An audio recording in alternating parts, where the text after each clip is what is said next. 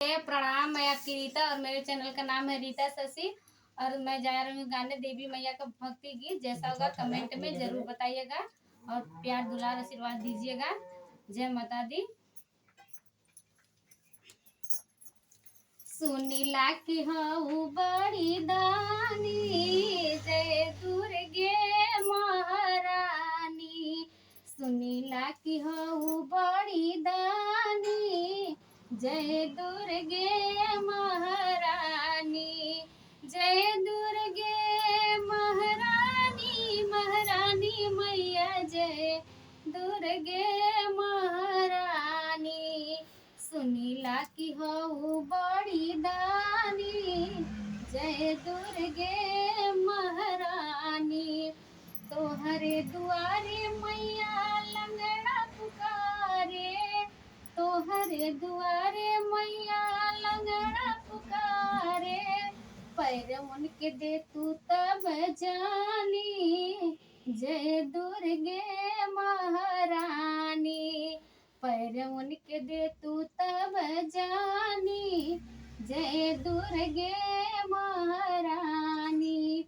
जय दुर्गे महारानी, महारानी मैया जय दुर्गे महारानी। सुनीला की हऊ बड़ी दानी, जय दुर्गे महारानी। तोहरे दुआरे मैया कोढ़िया पुकारे, तोहरे दुआरे मैया कोढ़िया पुकारे। काया उनके दे दू तब जानी, जय दुर्गे महारानी।